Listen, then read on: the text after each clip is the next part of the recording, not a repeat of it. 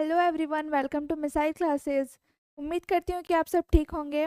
मैं आप लोगों के लिए लेकर आई हूँ हिंदी इलेक्टिव के मोस्ट इम्पॉर्टेंट क्वेश्चन। जैसे कि आपको पता ही होगा, हमारा एग्ज़ाम 6 मार्च से शुरू होने वाला है, तो मैं आप लोगों के लिए top of the most important question लेकर आई हूँ। अगर आप चाहते हैं मैं आप लोगों के लिए और क्वेश्चंस लेके आऊँ तो आप कमेंट करके ज़रूर बताइएगा। आइए बढ़ते हैं क्वेश्चन की ओर। ईदगाह कौन सी विधा है?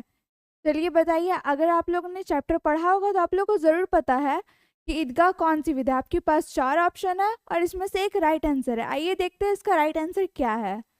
तो ऑप्शन नंबर बी इसका राइट आंसर होगा कहानी। आइए मूव करते हैं नेक्स्ट क्वेश्चन की ओर। ईदगाह पाठ के लेखक कौन है? ईदगाह पाठ के लेखक कौन है? आप लोगों ने चैप्टर पढ़ा होगा तो आप लोगों को पता होगा, ईदगाह पाठ के लेखक है प्रेमचंद।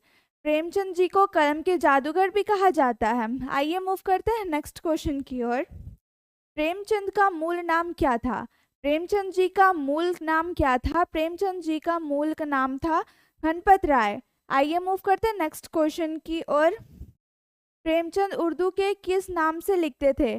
प्रेमचंद जी उर्दू के किस नाम से लिखते थे? प्रेमचंद जी उर्दू के नवाब राय के नाम से लिखते थे, और एक नाम था गुलाब राय या नवाब राय। जो ऑप्शन होगा आप उसमें टिक मारिएगा। आइए मूव करते हैं नेक्स्ट क्वेश्चन की ओर।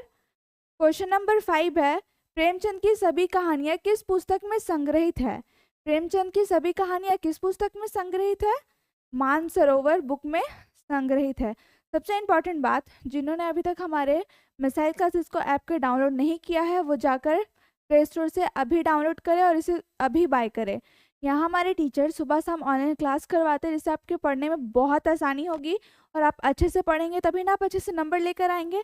तो जिन्होंने अभी तक इसे डाउनलोड नहीं किया है वो जाकर तुरंत डाउनलोड करें। आइए मूव करते हैं नेक्स्ट क्वेश्चन की ओर। ईदगाह कहानी ईदगाह में किस महत्वपूर्ण त्यौहार को आधार बनाकर ग्रामीण मुस्लिम जीवन का सुंदर चित्र प्रस्तुत किया गया है?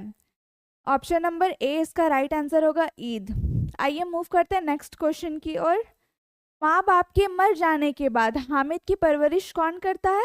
माँ बाप मर जाने के बाद हामिद की परवरिश कौन करता है? हामिद की परवरिश करती है उसकी दादी। उसकी दादी का क्या नाम था? आमीना। ऑप्शन बी इसका राइट आंसर होगा। उसकी दादी का क्या नाम था? आमीना। इसे याद रखिएगा, ये बहुत इंपॉर्टेंट क्वेश्चन है। आइए मूव करते हैं नेक्स्ट क्वेश्चन की ओर। ईदगाह कहानी के प्रमुख पात्र हामिद की दादी का क्या नाम है? अभी जैसे मैंने बताया, हामिद की दादी का क्या नाम था? हामिद की दादी का नाम था आमीना। ऑप्शन नंबर ए इसका राइट आंसर होगा। हामिद की दादी का क्या नाम था? हामिद की दादी का नाम था आमीना। आइए मूव करते हैं नेक्स्ट क्वेश्चन की ओर। क्वेश्चन नंबर 9 है, ईदगाह कहानी में हामिद के पिता का क्या नाम था? ईदगाह कहानी में हामिद के पिता का क्या नाम था? आप लोगों ने चैप्टर पढ़ा होगा तो आप लोगों को याद होगा, उनका नाम था आबिद। हामिद के पिता का क्या नाम है? आबिद। आब, आबिद कौन है? आमीना का बेटा। आइए मूव करते हैं नेक्स्ट क्वेश्चन की ओर। हामिद के पिता गत वर्ष किसकी भेंट हो गए थे? हामिद के पिता को किसकी भेंट हो गई थी? ऑप्शन नंबर सी इसका राइट आंसर होगा, हैजा। आइए मूव करते हैं नेक्स्ट क्वेश्चन की ओर। हामिद की दादी आमीना ईदगाह मेले के लिए कितने पैसे देती है हामिद को? कितने पैसे देती है हामिद को? कितने पैसे मिले थे? आप लोगों को याद होगा, 3 पैसे मिले थे। आइए मूव करते हैं नेक्स्ट क्वेश्चन की ओर। रमजान के कितने दिनों बाद ईद आती है? तो रमजान के कितने दिनों के बाद आती है? 30 दिनों के बाद। ऑप्शन नंबर सी इसका राइट आंसर होगा। रमजान के कितने दिनों के बाद ईद आती है? 30 दिनों के बाद ईद आती है। आइए मूव करते हैं नेक्स्ट क्वेश्चन की ओर। फहीमन के कपड़े सिलने पर आमीना को कितने पैसे मिले थे? फहीमन के कपड़े सिलने पर आमीना को कितने पैसे मिले थे? फहीमन के कपड़े सिलने पर आमीना को 8 आने मिले थे। आमीना को कितने मिले थे? 8 आने। आइए मूव करते हैं नेक्स्ट क्वेश्चन की ओर। हामिद के गांव से ईदगाह की दूरी कितनी थी? हामिद के गांव से ईदगाह की दूरी कितनी थी? आप लोगों ने कहानी पढ़ा होगा तो आप लोगों को पता होगा ईदगाह की दूरी कितनी थी? 3 कोस थी। ऑप्शन नंबर ए इसका राइट आंसर होगा। जिन्होंने अभी तक हमारे मिसाइल क्लासेस के ऐप को डाउनलोड नहीं किया है वो जाकर अभी डाउनलोड करें और हमारे कोर्स को तुरंत बाय करें। यहाँ टीचर हमारे सुबह शाम आप लोगों को ऑनलाइन क्लास करवाएंगे और आपको नोट्स टेस्ट सीरीज भी मिलेगा, जिससे आपको बहुत हेल्प मिलेगा पढ़ाई करने के लिए। आइए नेक्स्ट क्वेश्चन को देखते हैं। मोहसिन के पास कितने पैसे थे। अब मोहसिन है, उसके पास कितने पैसे थे। आइए देखते हैं मोहसिन के पास कितने पैसे थे। मोहसिन के पास 15 पैसे थे। ऑप्शन नंबर बी इसका राइट आंसर होगा। मोहसिन के पास कितने पैसे थे, मोहसिन के पास 15 पैसे थे। इसे याद रखिएगा, ये एग्जाम में आता ही है, ये बार बार रिपीट क्वेश्चन है, हमेशा पूछता है ये। आइए मूव करते हैं नेक्स्ट क्वेश्चन की ओर। महमूद के पास कितने पैसे थे। अब महमूद है, उसके पास कितने थे। मोहसिन के पास तो 15 पैसे थे, अब महमूद के पास कितने पैसे थे। आइए देखते हैं हम। महमूद के पास थे 12 पैसे। याद रखिएगा, ये भी क्वेश्चन आता है। महमूद के पास कितने पैसे थे और मोहसिन के पास कितने पैसे थे। महमूद के पास थे 12 पैसे और मोहसिन के पास थे 15 पैसे। आइए बढ़ते हैं नेक्स्ट क्वेश्चन की ओर।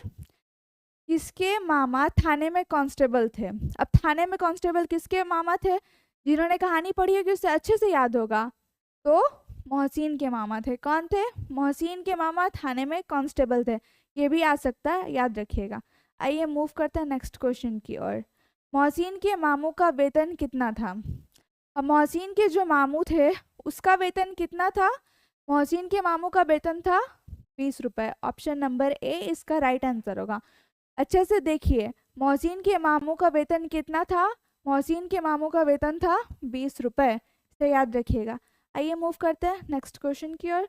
मोहसिन के मामू घर कितने पैसे भेजते थे। उसका वेतन था 20 रुपये और वो पैसे घर कितने भेजते थे। आइए देखते हैं। मोहसिन के मामू भेजते थे 50 रुपये। ऑप्शन नंबर डी इसका राइट आंसर हो जाएगा। आइए मूव करते हैं नेक्स्ट क्वेश्चन की ओर। जिन्नात को रुपए की क्या कमी, जिस खजाने में चाहे चले जाए। ईदगाह कहानी में ये वाक्य किस पात्र ने कहा। ये जो वाक्य है किस पात्र ने कहा, यानी किसने कहा। जिन्नात को रुपए की क्या कमी, जिस खजाने में चाहे चले जाए। ये बात कहानी में किसने कही थी। ये बात कही थी, जल्दी बताइए, ये बात कही थी मोहसिन ने। ऑप्शन नंबर ए इसका राइट आंसर होगा। हम लोग इसे याद रखेंगे, ये हमारे लिए एग्जाम के लिए बहुत इंपॉर्टेंट है।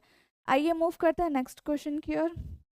मेले में चरखी पर 1 पैसे में कितने चक्कर घूमने को मिलते थे। एक बार में कितने राउंड लगाने को मिलते थे, 25। ऑप्शन नंबर बी इसका राइट आंसर होगा। मैं आप लोगों को पढ़ा रही हूँ तो समझ आ रहा है ना, आप कमेंट करके ज़रूर बताइएगा। और मैं नेक्स्ट वीडियो कौन सी सब्जेक्ट का लेकर आऊँ वो भी आप लोग कमेंट करके ज़रूर बताइएगा। जिन्होंने अभी तक हमारे मिसाइल क्लासेस के ऐप को डाउनलोड नहीं किया है वो जाकर तुरंत डाउनलोड करें। प्ले स्टोर से आप इसे डाउनलोड कर सकते हैं और हमारे कोर्स को तुरंत बाय करें। यहाँ हमारे टीचर्स ऑनलाइन क्लास करवाते हैं, नोट्स, टेस्ट सीरीज़ है जिसको आपको पढ़ने में बहुत हेल्प होगा। अपने फ्रेंड्स लोगों को भी बताइए कि मिसाइल क्लासेस के ऐप को डाउनलोड करें। आइए मूव करते हैं नेक्स्ट क्वेश्चन की ओर। महमूद कौन से खिलौना लेता है। महमूद है वो कौन सा खिलौना लेता है। महमूद लेता है सिपाही। महमूद कौन सा खिलौना लेता है, महमूद सिपाही लेता है। इसे याद रखेंगे, ये बहुत इंपॉर्टेंट क्वेश्चन है। आइए मूव करते हैं नेक्स्ट क्वेश्चन की ओर। मोहसिन कौन सा खिलौना लेता है। अब मोहसिन कौन सा खिलौना लेता है। महमूद लिया सिपाही। अब देखते हैं मोहसिन क्या लिया है। मोहसिन लिया है भिश्ती। ऑप्शन नंबर बी इसका राइट आंसर होगा। आइए मूव करते हैं नेक्स्ट क्वेश्चन की ओर। महमूद के पिता ने महमूद को मेले में क्या खाने दिया था। अब महमूद के जो पिता है वो महमूद को मेले में क्या खाने के लिए देते हैं। तो आप लोगों ने कहानी पढ़ा होगा तो आप लोगों को ज़रूर पता होगा क्या खाने के लिए देता है। केला खाने के लिए देते हैं। ऑप्शन नंबर बी इसका राइट आंसर होगा। आइए मूव करते हैं नेक्स्ट क्वेश्चन की ओर। दुकानदार ने चिमटे का दाम कितना रखा था। ये सबसे इम्पोर्टेंट क्वेश्चन है। दुकानदार ने चिमटा का दाम कितना रखा था। तो कितना रखा था, 6 पैसा। लेकिन हाँ, हामिद को कितने में दे देता है, ये सबसे इम्पोर्टेंट है, 3 पैसे में दे देता है। तो आप लोग ज़रूर बताइएगा कैसा लगा आप लोगों को मेरे साथ पढ़ के। अगर आप लोग को अच्छा लगा तो आप लोग कमेंट करके ज़रूर बताइएगा और मैं अगली कौन सी वीडियो बनाऊँगी ये भी बताइएगा। ठीक है, थैंक यू।